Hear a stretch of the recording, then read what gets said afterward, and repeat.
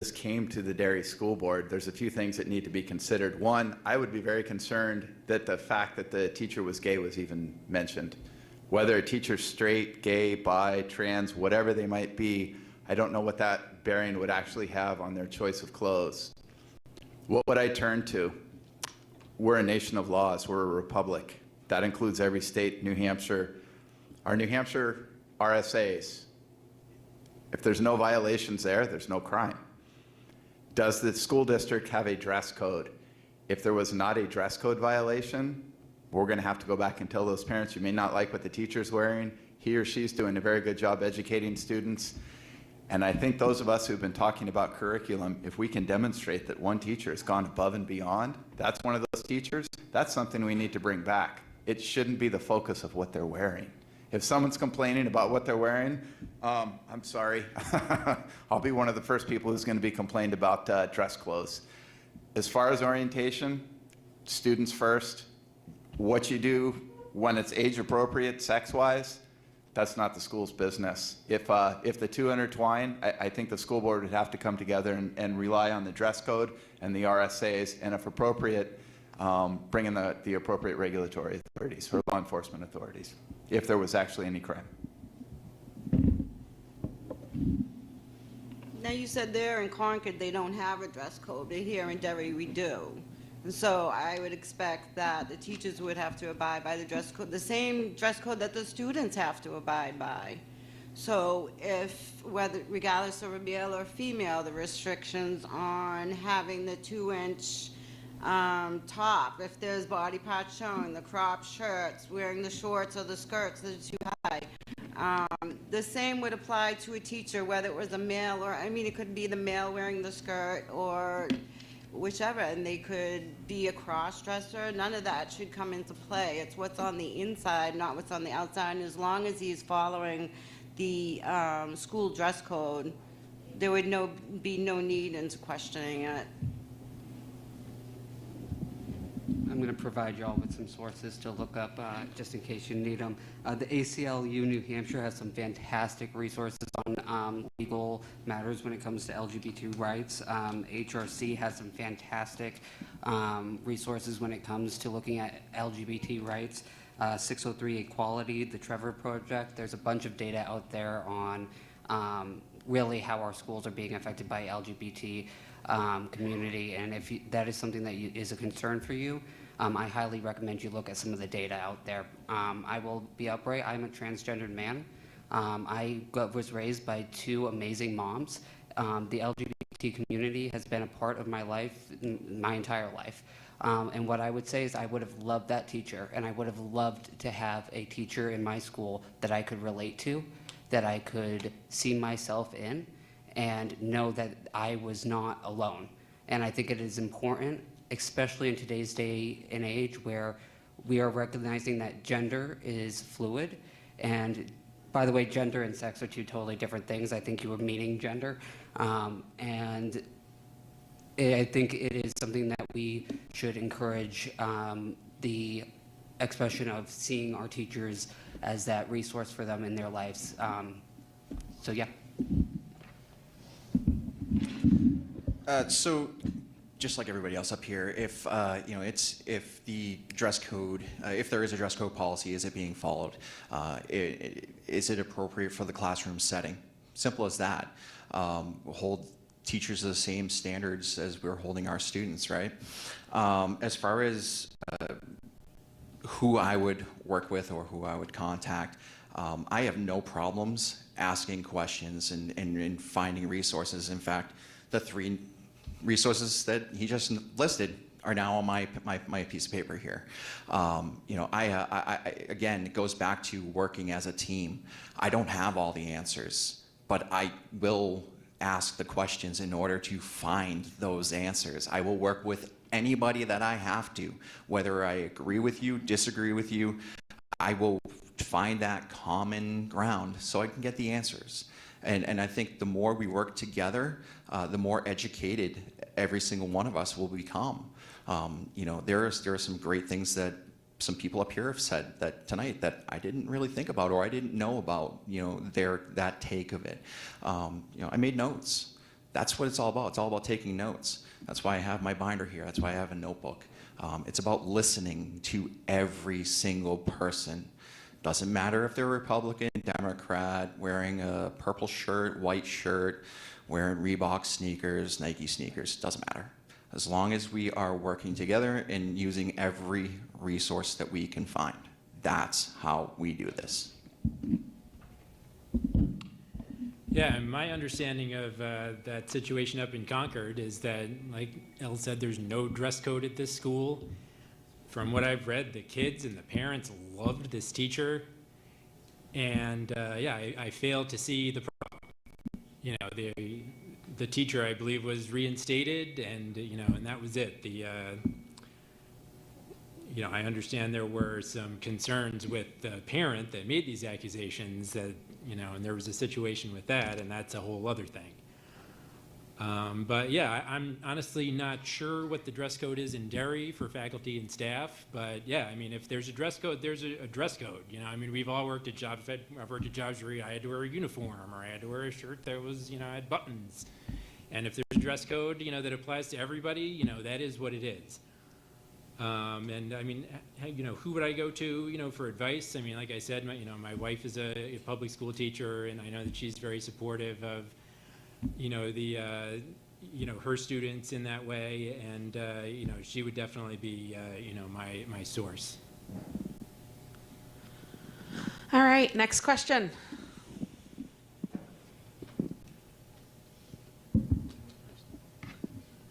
Hi, Craig Cunningham.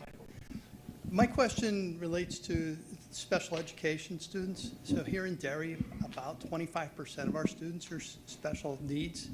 And it's a two-part question. So I may have misunderstood a response that one of the candidates gave earlier, but it led to a question about there's a whole bunch of federal regulations and state regulations for how we integrate special ed students into our schools. How will you get up to speed on those regulations so that there isn't a statement made that might be considered careless by a parent of a special ed student? And then the second piece would be, how do you get into the shoes of a parent with a special needs student and really understand what they're going through so that you can do your job in the best way possible? Awesome. Thank you for the question. So if I can break that, two questions, if I can break those down, the answer into two parts. Working with special needs, for me, that's absolutely a treat. As someone who's coached Special Olympics, it can be incredibly motivating working with special needs students. Special needs can take on all different forms. I tutored someone who came here who was the sister of a very famous NFL player from Nigeria. She came here and had incredible needs. She didn't have the same education that we're so, if I can use the word, privileged in the United States that most of us have had, wherever we've gotten it. This person with support absolutely took off. She's a nurse to this day. I think working with special needs, I wouldn't cower from that. As far as the legal ramifications, there's a process in place. If the school board comes up with ideas or recommendations, we have lawyers that we can vet these with. There's Frank Edelblut, who runs the schools here, the Commissioner of Education, would be more than willing to come to Derry, listen to the ideas we have, and help guide us, be guardrails. If you can't do that, that's a great idea. Working outside without thinking of the guardrails first is how a lot of great ideas, how innovation happens, and then figure out how do we accommodate that. I hope that answered the question. Yeah, I think I mentioned earlier that we have come a long way in the special ed. I've been lucky enough to do different capacities of special ed within the school. More one-on-ones, like I said, more OT, more ST going on, conducting.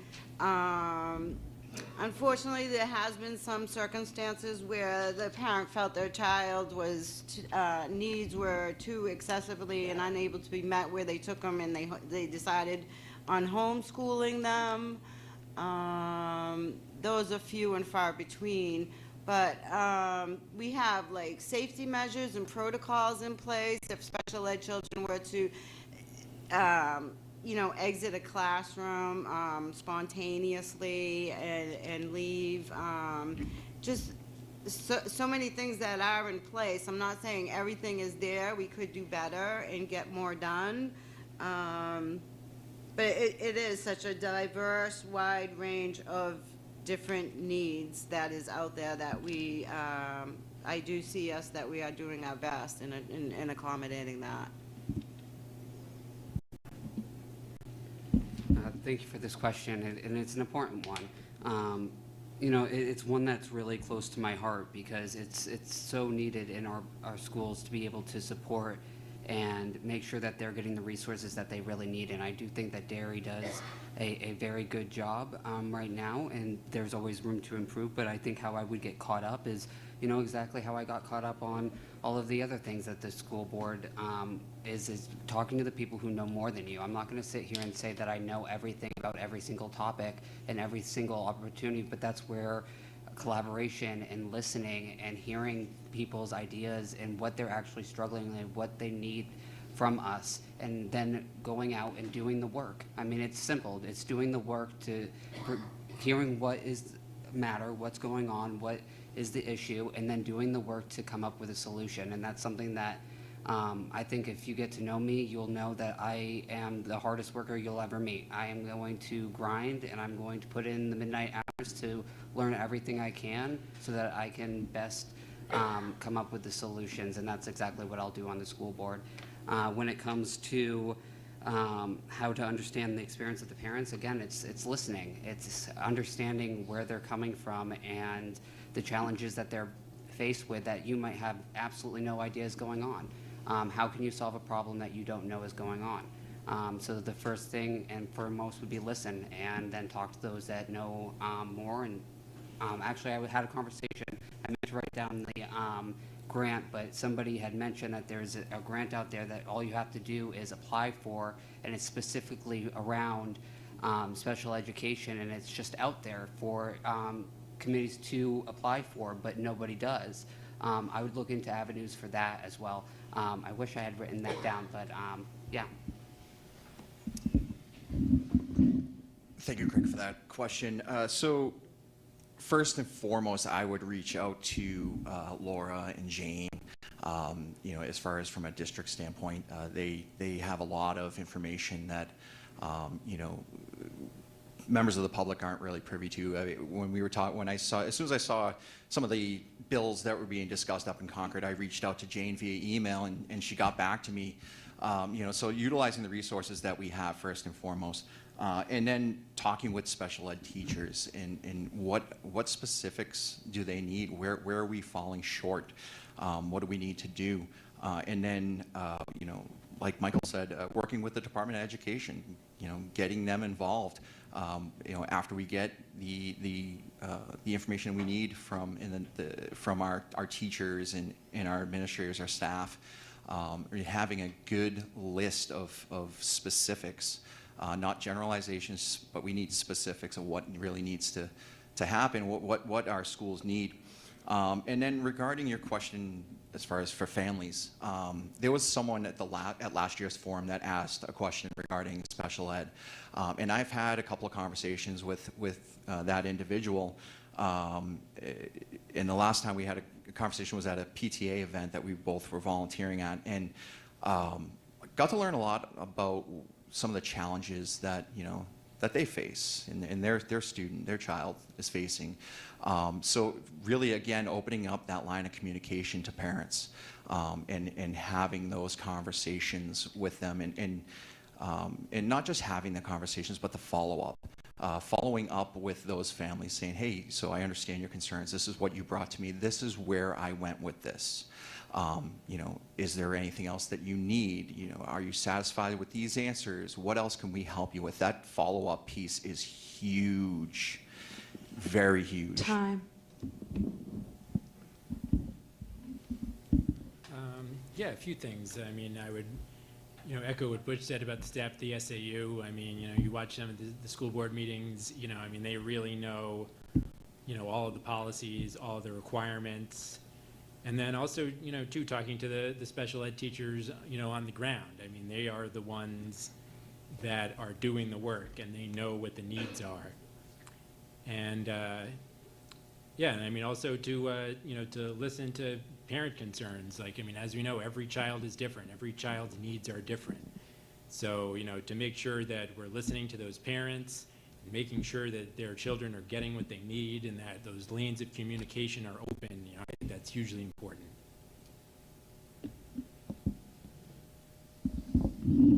So a few others have said it, but working with the teachers, the special educators in the community to understand what they need and some of the challenges they have.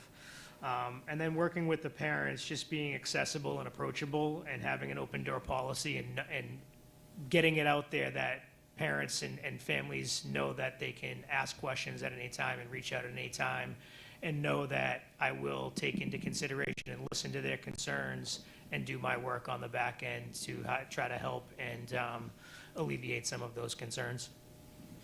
All right, next question.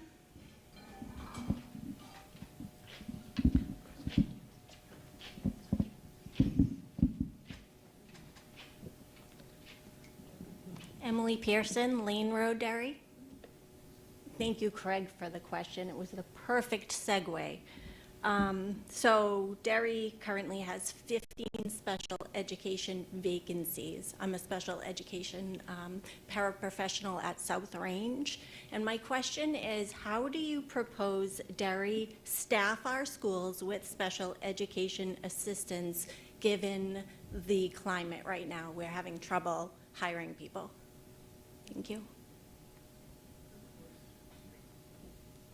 That's a good question. I did notice there was a lot of openings for special ed. But like I said, this is an up-and-coming thing. We're booming, we're getting bigger, we're moving on, we're offering a lot more services lately. It's becoming more 504s, more IEPs that are developing and requiring more special ed, so we do need to hire more on. I think something came up on Facebook the other day about the rates, and someone made us think about it, about the pay and that, and I made a comment like, well, it's all about the students, or it's all about the children, and they continue to go on, well, it's not if you're a single mother and you're trying to make it, well, then maybe that's not where that person needs to go or be, but those are the rates, and if you have a passion and you want to do special needs, then that's what you have to accept and go for it, and that's what we're going to do. I know, so it's difficult to get individuals in there, but like I said, this has kind of been like domino effect as of lately, like post-COVID. So it has seemed to develop more and more, slowly developed, and now it's like becoming a really boom factor. So that's why I think that you're seeing them needing more and more positions on special ed. Oh, this way. Thank you, Emily. I think this is a great question because it's practical. I mean, you can want to have the teachers all you want, but how are you going to get them? I think it's getting creative on where we're messaging and how we're messaging these positions. I think someone who wants to truly work with special ed, it is a calling, and it's where we're posting these ads. It's how we're having the conversations with different industries that we can pull over people who have similar backgrounds, and it's making sure that our pay is competitive. And if that's pay bonuses or sign-on bonuses, but I think it's really having a conversation about the messaging and how we're having these conversations, and getting creative with the different industries that we're talking to. My sister actually is a counselor at CLM, and she works with youth and child services, and a lot are special needs. And I think there are a wide range of people out there that you can pull from that might not necessarily being asked right now. So for me, anyone that is responsible for staffing or dealing with schedules, and I found out early on in my managerial career that the easiest way to address a staffing issue is through retention. Now, that's not going to solve, so to speak, the 15 open slots right off the bat, but by utilizing exit interviews and the information coming out of those interviews in a productive way, you're going to be able to identify some of the positives of working in this district and some of the negatives, and being able to build upon those things. And then conversations with current staff. What do you like about working here in Derry? Goes back to an earlier answer that was given about making Derry attractive. We need to make the Derry Cooperative School District attractive. We need to make it the place that everybody wants to put their kids in through, and everybody wants to work here. And the only way you're going to be able to do that is really listening to the current staff, both who you are retaining and the ones that you are unfortunately losing. And if you utilize that information during those conversations correctly, you're going to identify, you're going to come up with the root cause of our staffing issue. Is it pay? Maybe. Is it morale? Maybe. Maybe it's a combination of both. Maybe it's something completely different. But we don't really know about those things until we have those conversations. So that's where I would start. Yeah, I would echo a little bit of what, Butch said. I mean, I think it would be very important to talk to the current special ed staff about, what do they enjoy about working in this district? What can we do better? How can we improve? And, use that, into recruiting. And, if the current staff is happy, what do they like about working here? I mean, this is to echo what Kimberly said a little bit, this, working in special ed really is, a calling. Our special ed teachers, what they do, I mean, it's tremendous work. And, but, ultimately, we do need to offer a competitive wage. I mean, work, you still need to be paid your worth.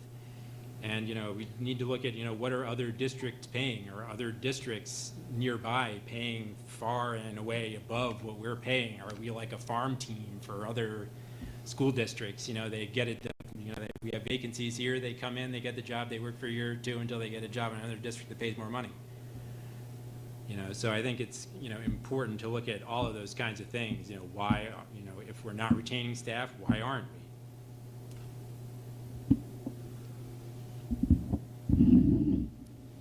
I know in the corporate world, we do employee engagement surveys annually, and that type of feedback, leadership utilizes that feedback to hopefully improve culture and morale in the workplace. And I don't know what the laws would be or what the statutes would be if something like that we're able to do something like that in a school district, but I think an anonymous survey across the board, right? And I think, I'd kind of ask two questions. If you're talking about a funding piece for the 15 open positions, or if it's a recruiting and attracting and a retention piece, and it's probably a combination of the two.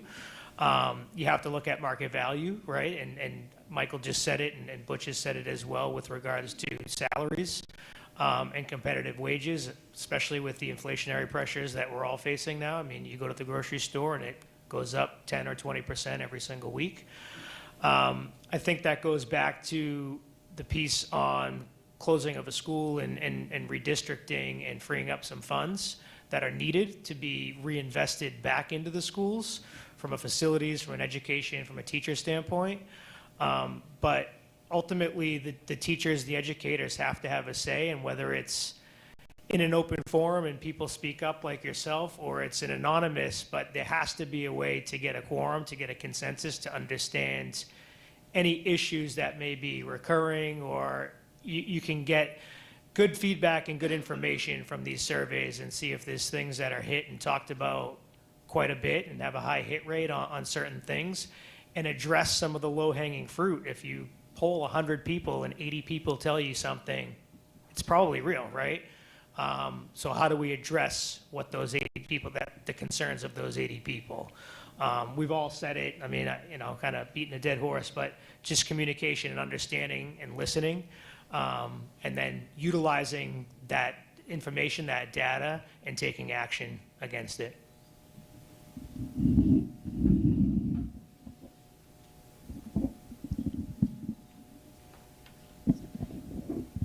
Awesome. Thank you for the question. I think this actually really nicely ties together a lot of the themes for tonight. First and foremost, having a shortage of special needs teachers in the Derry School District is probably something that should be addressed by the school board in one of its first meetings as a priority.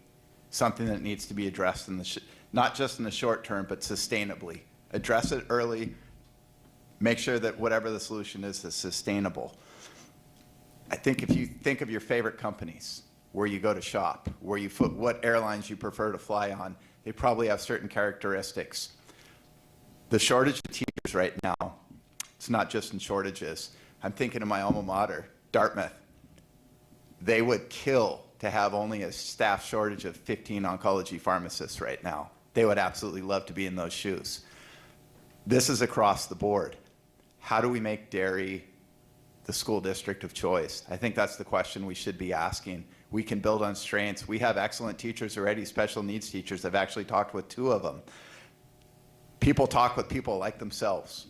If you chat with me, you look at my friends list, I have a lot of friends that are scientists and physicians. Surprisingly, small job world. When I talk with people and say, hey, you know what, that company's really good, and an opening happens there, my friends are gonna go look there. I actually filled out a very nice team at the last company I worked for. I think we can do something similar here in the district. We figure out what makes the teachers here happy.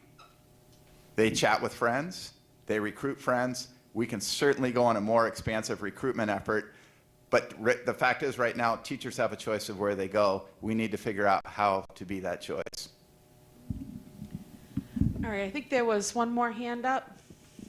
Okay, so I get you, and then we'll close it up for last statements, because we're not going 4 hours. You, and then him.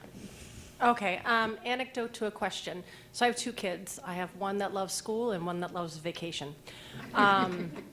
The one that loves vacation, we've had lots of conversations about why go to school and what each of the classes is important for. Not surprisingly, he more loves the UAs because they're fun. And the words from his mouth were, I hate that they teach me to test. So when we're always spitting out the thing about, well, the reading scores and the math scores and how important are they for funding, that is not what we should be focusing on. It should be that they're learning something not just to get the scores back, but because they need to know why they need to learn it and need to have practical application. Now, I don't know what in the school board can be done about it, because I know funding comes from testing and whatnot, but what as a school board member, what do you think that you can do that you can focus more on the learning for the learning and not the learning for the testing?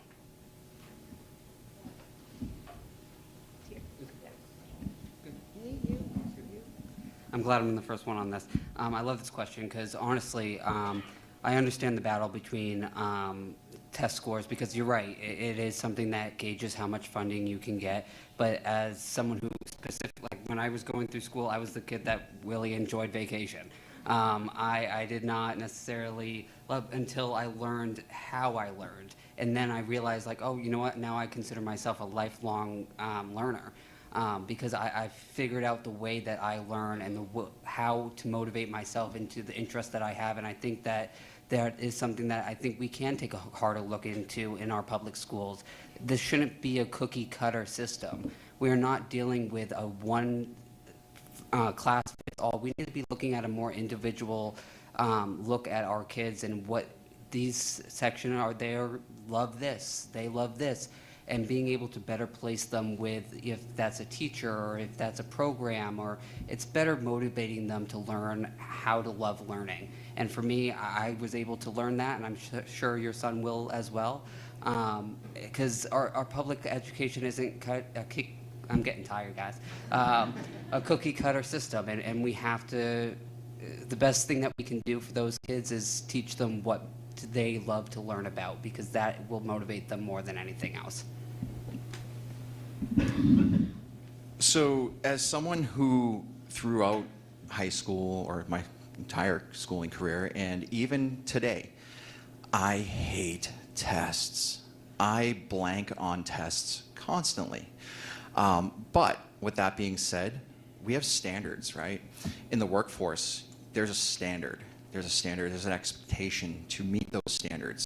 And I truly believe that coming through schools, it's not about, it's not all about learning just how to add and subtract and how to read, but it's also you're learning life skills, and you need to be able to, as a student coming through, and once you graduate and get into the workforce, be able to be held to standards, self-accountability, right? Again, it's not perfect. Nothing's perfect, but we have to have standards. Without standards, you're kind of lost in the mud. We don't have a good grasp of where exactly our return on investment is. And that's what schools are. It's a return on investment. We're investing in our future for this country, for this world. And we have to have standards, and we have to have accountability levels in order to judge, are we heading in the right direction? Again, I don't look at the proficiency scores as the end-all, be-all, but I do look at them as just another data point, pointing me in a direction of, are we heading in the right direction or are we not? Just because our proficiency standards or actual percentages are low doesn't mean we're failing or we're a failure as a district, but it's telling us, hey, we need to look at this. Why? Why is it like that? And use that. It's root cause analysis. You have to use every single bit of data in order to figure out, are we doing the right thing for our students? So. Yeah, I mean, I would probably venture to say that there are very few teachers out there that enjoy teaching to the test. But like the test, it's a necessary evil. There needs to be a uniform way to gauge how our children are learning. But at the same time, I would love to give our teachers, more leeway to engage with individual students and where their interests are, and, allow a little bit more creativity. I think sometimes there's just too much focus on that test. We need to know how to do all the things on this test because we need to get the good grades so we can get the funding and all that. But, that needs to just be a piece of the educational puzzle, right? We need to be focusing more on, allowing our teachers to be a little bit more creative and not having to, donate so much time to fulfilling those competencies and making sure that, that they need to know everything they need to know for that test and spending all the time on that. So I think, giving our, teachers a little bit more freedom to individualize, what they do in their classroom would be a great thing.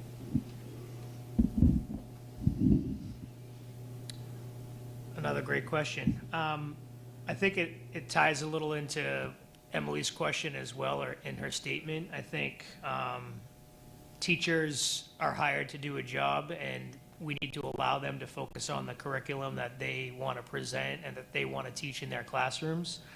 I think, going back to the earlier comment about censorship and managing the classroom, I suspect that some teachers keep things on the straight and narrow for fear that there may be some sort of parent backlash, and something might be fabricated to say, hey, the classroom, the environment, the teaching, the methods is not appropriate. I think they need to have the ability to be able to teach the way that they want to teach, to make things fun. Testing, obviously, as it relates to funding, it's mandatory. You have to have it. And I think, as we look forward, how do we set goals with the administration to work with the teachers on curriculum, and how are we going to measure success? But I think teachers need resources in the classroom. I think I look back and I remember there would always be prizes or games, and I think things like that have started to dwindle because teachers have to reach into their own pockets to provide these things. And I know teachers want to do that and love to do that and will continue to do that. But like all of us, they're faced with increased costs, increased pressures, financial pressures, putting a roof over their own head, I think the school board has to find ways to be able to provide the teachers the resources that they need to provide the education and the teaching and the learnings in the classroom that they want.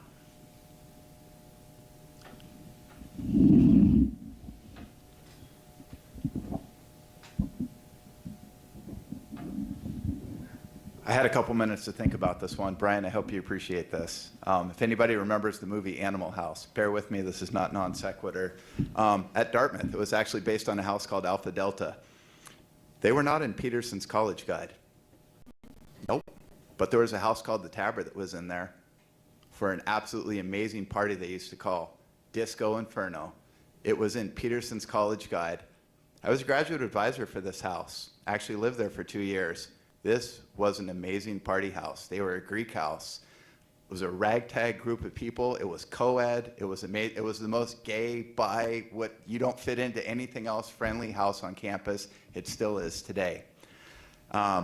It was an amazing house. Their academic performance, however, was circling the porcelain bowl. It was absolutely terrible. I was the first graduate advisor at Dartmouth. Everyone else had been a faculty advisor, and people thought, oh my God, what are we going to do with this grad student? Well, working with them, people don't like taking tests. They sure don't like studying when they can be out having fun and partying. They were the most improved academic house on campus the 2 years I was there. President Wright's wife wrote a recommendation for me that I still can't believe the words in. If you empower students, not just to prepare for that test, but why they want to learn, Jen, I think this is a great question. This is something that vexes not only teachers, but parents. How do you get kids to want to learn? How do you get them to be students? And I think that the lifelong learning that was talked about is absolutely key. What can the school board do? Transparency, transparency, transparency. If somebody knows what they need to learn over the course of a year, they're going to have that opportunity to work with their parents. And the mentorship program I mentioned earlier, I think would absolutely help with this. That kids, as students, their peers are some of their best teachers that they can have. Learn it, do it, teach it. Isn't a bad thing. You were talking about tests, though, and there's two ways I was viewing this. One is the NEWA, which is the state standardized testing, which my son takes, and I tell him, just do your best. When it all rolls up into the numbers, they're just going to be looking how Derry and our teachers and educators are teaching our students and where we at in ratios to, you know, the averages. The other is regular testing. I was confused whether it's regular testing during each class, whether it be math, reading, liberal arts, English. No, it's standardized. That's what I was referring to as standardized. So not taking a test every day. Not regular test, standardized test. All right, because I did want to mention, you do know that the kids are no longer, like, their test scores are no longer rolling up into like an ABC. Yeah. And that there is that competency program that Joe Crawford had just initiated. So it gives you, the kids, more of a visual on where they are, and they're not just a number anymore. Okay, I just wanted to make sure. That's where I was confused. Thank you. All right, Lynn, you got the last question.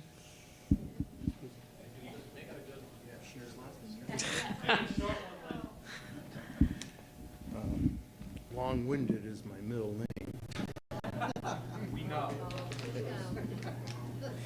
I'll take a minute to phrase the question, probably a minute and a half, and you can probably answer it with a yes or no. Into the mic. Lynn Perkins? Yeah, into. They can't hear you. Oh, You're tall. all right. A couple of weeks ago, Pinkerton Academy announced that it's going to do an addition, the cost of around $21 million. In 2021, I advised the board that the review on that as a committee, and I was part of that committee that reviewed this, Pinkerton at the time was proposing improving the school in two aspects, the social studies wing and the older part of the building, one of the original parts. They were somewhere between $9 and $12 million. They could repair those two sections and bring them up to where they wanted them for $1.5 and $1.8 million. Instead, they've opted to build what they're building. And again, 2 years ago, it was proposed between $9 and $12 million. Somebody who spoke earlier stole my thunder a little bit, speaking of the road. The road and how that came about is in question, not to mention, I think, almost $1 million they paid to acquire the land that they built the road on. You will find out over the next year, the three of you who prevail, that one of the disadvantages this district has is that we lose money, financial opportunity, because we don't hold our own high school. We lose it through the lunch program. Other districts that have their own high schools actually get financial benefit back from doing that. And so what I'm painting a picture of to you is the inequity and a question of where the money goes. There has been question about how the money is handled, it being taxpayer money. Commingling of funds becomes a question because Pinkerton doesn't disclose this. And we've yet to be able to get them to disclose it. Now, I've painted that picture for you, and I was on the negotiating team for the high school, with the high school committee last year. I question whether or not the law firm that represented us gave us everything back that we needed to do. I'm asking you, in the light of the picture that I've just framed for you, in the first 90 days that you were on the board, the three of you that prevail, will you review the law firm that this district retains and look to replace them? And simply yes or no, and you can elaborate if you'd like. Thank you. Transparency I think is- that's Butch that starts. I'm sorry? I think it's Butch that starts. You started on Jenna's question. That's right. So thanks, Lynn, for the question, and I'm going to start by referencing the earlier Pinkerton question in regards to the contract, and Lynn was one of the two that I had referenced as far as resources regarding the Pinkerton contract and the ins and outs of how that was dealt or what was going on there. Again, I don't have any of the answers to the Pinkerton. To answer your question, absolutely. That's absolutely, I am the type of person that you look at every avenue, I've said it multiple times tonight, and utilize every resource available. And Lynn, as you could tell just by his minute and a half up there, is very knowledgeable on what was going on with prior negotiations and discussions. I'm going to utilize those resources like Lynn, like Derek, some of the ones that have been involved in what's been going on with Pinkerton, and then by utilizing those resources, taking that information and putting it all together and kind of figuring out where we need to go, how it needs to be. Just because one person is saying this and another person is saying that, there's some truth in all of that. So I think it's very, very important that we, again, communicate and working with the other sending towns. That's huge. I mean, we have to have a united front if we are going to fix what's going on with Pinkerton. For some of us that have graduated Pinkerton, we have fond memories of Pinkerton. But for a lot of us who are now taxpayers in town, we have some very not friendly and fond memories of Pinkerton. So we need to work together, and that's what we're going to do. And again, to Lynn's point, looking at every and all avenues. Yes, I mean, I would say that anything that, that can be looked at should be looked at. If we feel that, we're not getting the representation that we should be getting at, then of course, everything should be looked at. And yeah, I mean, we have a unique relationship, with Pinkerton. It's, a lot different than what a lot of other districts have to deal with. And yeah, and I mean, there's a lot of other districts that send to Pinkerton, and, Pinkerton needs us as much as we need them. So, I think it is important to work with all the other districts and making sure that, we're working with Pinkerton and we're getting the best deal and that they're doing what that, we expect them to be doing. I'm going to be pretty short here. Yes, I would review the law firm, and I cannot say if I would look to replace until I did the research and reviewed and got the information and seek to understand more about what's going on with the law firm and their practices. So yes, and TBD on look to replace. But I have a note here, first 90 days.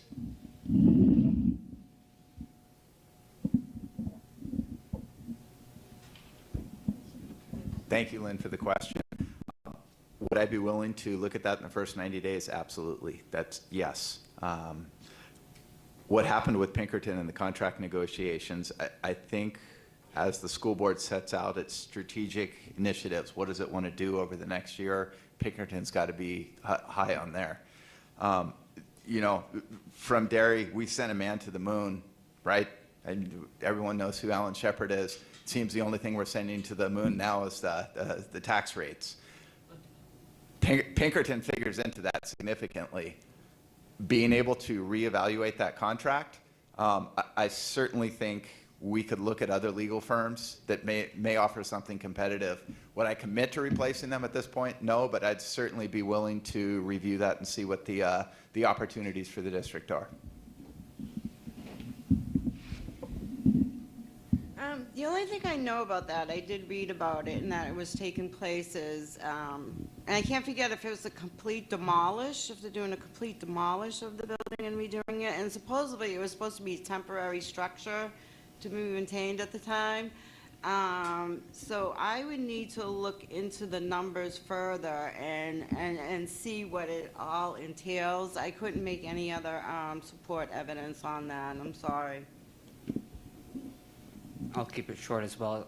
Yes, absolutely, first 90 days, transparency is important, and understanding where the money's going is important, and are they using it responsibly and as in the best way possible, because we're over here making sure that every single cent is put to something that we absolutely need, and we want to make sure that Pinkerton is doing the same. And I'll go with them with TBD on where to go from there. All right, so we're down to our 1-minute wrap-ups. I'm going to start with Michael.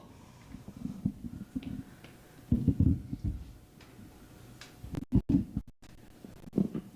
right, I just want to thank everybody for their questions. I think, you know, there were some really good ones, and I hope everybody, you know, learned a lot about all of us tonight and can make an informed decision. You know, like they said, this is going to be streaming, so, you know, as many people as we can get to watch this and make an informed vote, you know, that's so important. You know, for me, moving forward, I mean, you know, like I said at the start, you know, this is really all about, you know, the kids in this district and doing the best that we can for them in a fiscally responsible way. And, you know, that is going to be my focus if I'm elected to the board.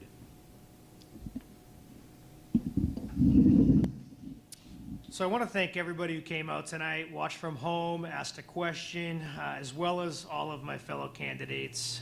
Engagement like this truly matters. This is how we show up for our students and for our community. I want everybody to know that I'm committed to the students, educators, schools, public education as an institution, and this great community. If that aligns with your values and what you seek in a school board member, then I am your candidate and respectfully ask for your vote on March 14th.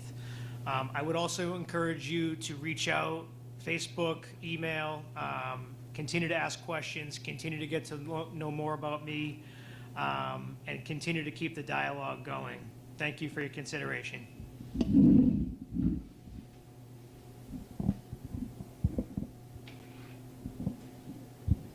Thank you, everyone, for turning out tonight, and those who've turned into Derry TV as well. Just in conclusion, students first. I said it to start. I mean it. Students first, not children, students in the Derry School District. I think if the strategic vision of the school board, which I will push, is students first, everything else is going to work out. The budget's absolutely critical. It's secondary to putting the students first. We only touched about it briefly, being able to go back and look at some of the big ticket items. I think there's a lot of money on the table that Derry can be very, very shrewd with, things such as busing. When we got to special needs, there's a huge opportunity there. People have mentioned we have a significant number of special needs students. We can work with that special needs program and make that a strength in Derry. Rochester's done something similar. I'm committed to Derry. I'm committed to being on the school board and putting students first. Thank you. And once again, as I said, I'm here to advocate for a diverse student population and to facilitate the educators without negatively impacting the town of Derry, which a lot of you concerned about, and then to maintain, of course, which we all know, quality education practices for which Derry is known for. Thank you all for coming tonight. I am so appreciative of all these questions, and I truly hope that I can gain your vote and your trust. And on March 14th, you know, I will always fight for our students, and I will always fight for our teachers. And with your vote, I will bring a voice and a perspective that I truly don't think that this board has right now, both with my age, my experience, but also my activism within this state already. I will help to build this community in Derry, and I am committed to helping this town, and this is where I start. So I truly do hope to get your vote on March 14th at Cavalry Church. Polls are open from 6 to 8 p.m. 7.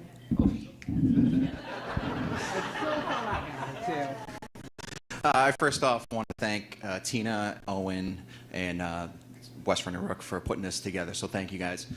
It was a great opportunity to get everybody here to ask questions that are important to you, important to your family, your students, your neighbors, our community.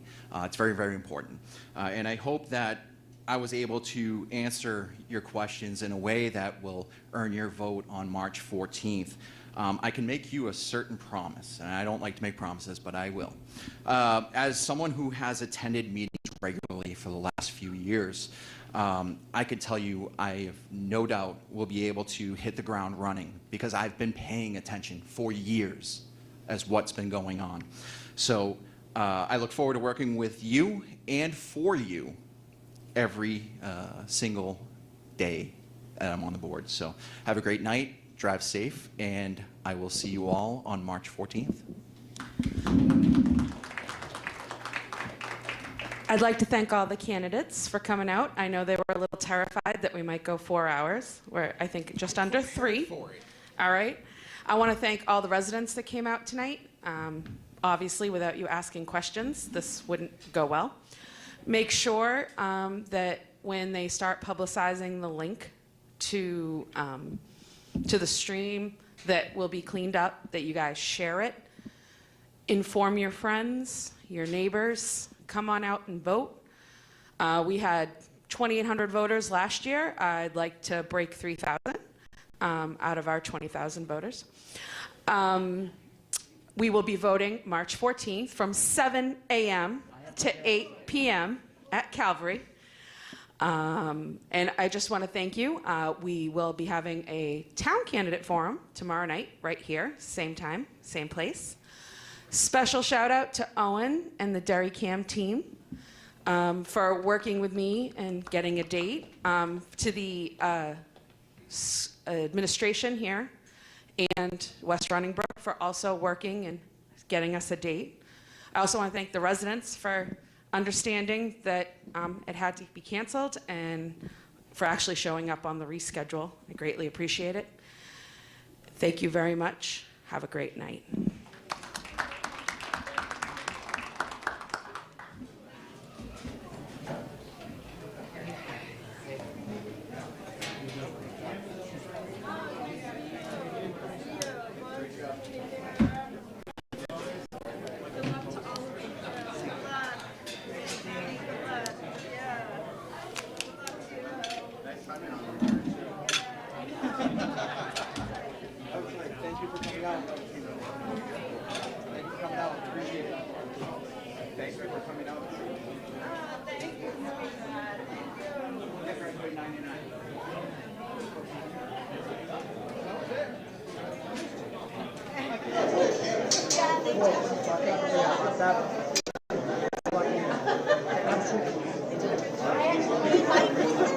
My favorite thing to do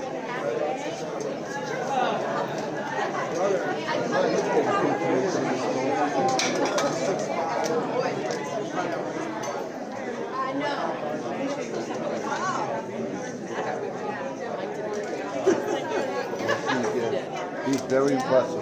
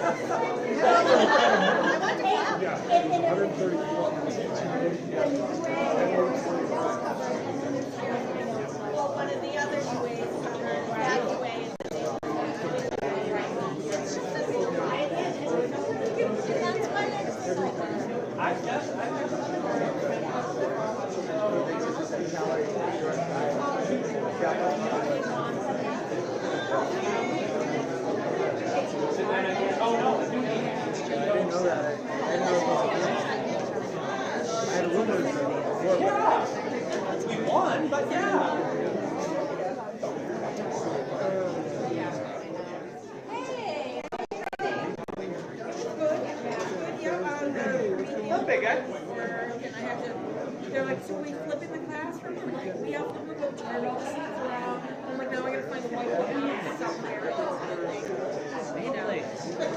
All right.